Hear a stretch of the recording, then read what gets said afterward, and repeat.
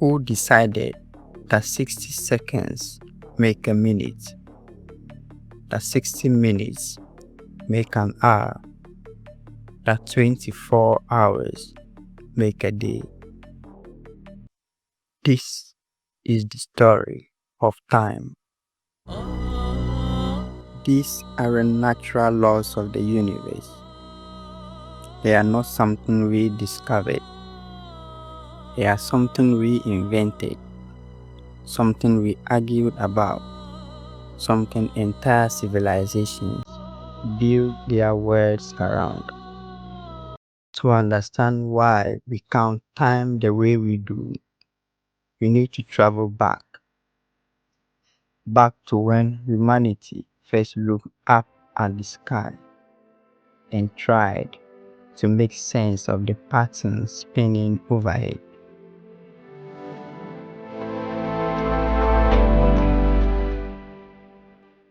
5,000 years ago, in the fertile valleys between the Tigris and Euphrates rivers, the Babylonians were master astronomers. They watched the heavens with obsessive precision. They noticed something remarkable. Certain numbers kept appearing in the cosmos. The circle of the zodiac divided neatly into 12 parts, and these numbers shared something profound. 60 can be divided evenly by an astonishing number of whole numbers. The Babylonians didn't just appreciate this mathematically, they saw divine order in it. This is why they developed what we call the sexagesimal system, the base 60 counting method.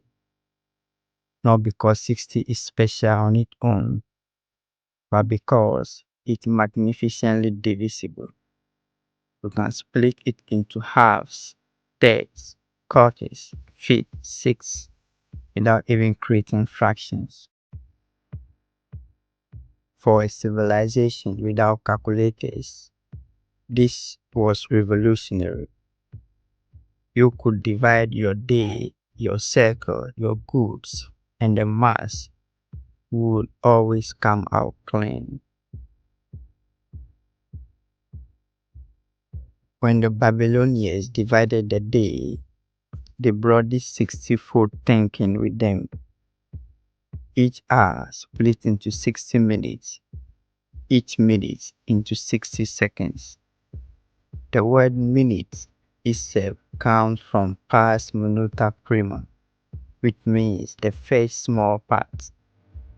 Second, from pars minuta secunda, which means the second small part.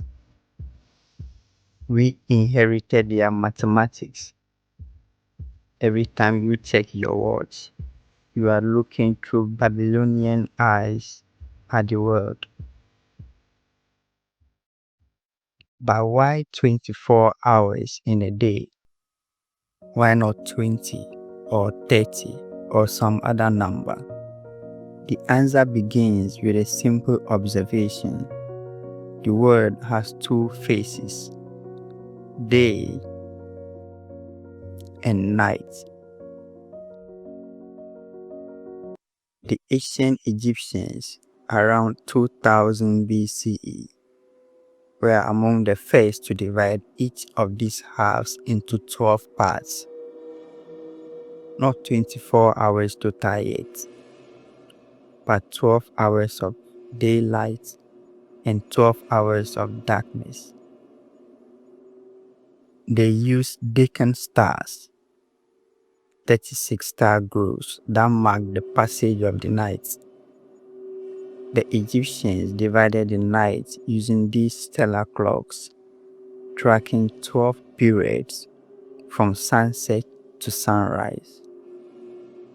But here is where it gets interesting. Egyptian hours weren't equal. A summer day might have 12 hours of sunlight. but those hours were longer than winter's 12 hours. The hours stretched and compressed with the seasons. It was temporal hours, time tied to the sun's actual journey, not any absolute measurement. It was the Greeks and later the Hellenistic astronomers who proposed something radical: equinoctial hours, hours of equal length regardless of seasons. They took the moment of perfect balance, the equinox, when day equal nights, and divided it into 24 equal segments, 12 for day, 12 for night. Finally, an hour that meant the same thing in summer and winter. This idea spread with the Roman Empire and through medieval Christendom. Monks needed regular prayer times. Merchants needed synchronized markets. The 24-hour day became law. And when the first mechanical clocks appeared in medieval Europe, they locked this system into iron and brass. The clock didn't care about the sun anymore. It just ticked evenly, relentlessly, 24 hours, every day, forever. But Babylon and Egypt weren't alone in measuring time. Across the world, different civilizations invented their own temporal architecture. In China, as early as the Han Dynasty, engineers built sophisticated water clocks. Time flowed literally, water dripping from vessel to vessel, each level representing a unit of time. The Chinese divided the day into 12 double hours, aligned with the 12 earthly branches of their zodiac. Islamic scholars in the medieval Golden Age refined timekeeping to an art form. Prayer times, 5 specific moments each day, demanded precision. They developed astrolabes and astronomical tables, calculating the exact instant of dawn, noon, afternoon, sunset, and night. The Maya in Mesoamerica wove multiple calendars together: a 260-day sacred calendar, a 365-day solar calendar, and even a long counting spanning thousands of years. Time, for them, was cyclical and nested, like wheels within wheels. What's remarkable isn't that each culture developed different systems, is that they all felt the same need to transform the continuous flow of existence into something countable, something shareable, something that could turn chaos into order. So what is an hour really? Is it 1/24th of the Earth's rotation, 60 minutes, or by today's atomic definition, exactly 9 billion oscillations of a cesium-133 atom?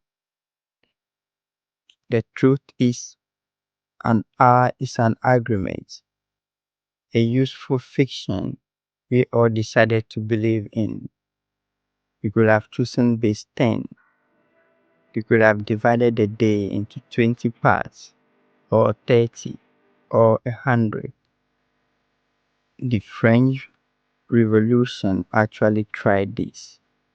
They created decimal time, 10-hour days, 100-minute hours. It lasted barely a year, not because it was mathematically inferior, but because everyone already knew 60 minutes made an hour. We've inherited Babylonian 64 divisions, Egyptians 12 full days, Greek equinoctial equality, and we've wrapped them in atomic precision. Also, we can answer one simple question: when?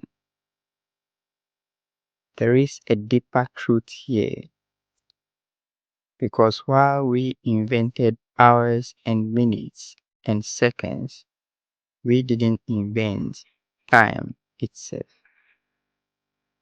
The 60 seconds in a minute, the 24 hours in a day, these are tools, brilliant tools, tools that let us coordinate, collaborate, be together, even when we are apart. But they are still just tools. Underneath them is something older, the turn of the earth, the rhythm of the heart, the unstoppable flow from past to future. That we still can't fully explain. We didn't discover the hour, we built it. From Babylonian mathematics, Egyptian astronomy, Greek philosophy, and human necessity. Every time you glance at the clock, every time you say, "I'll meet you at 6, you are participating in one of humanity's oldest and the most beautiful collaborations.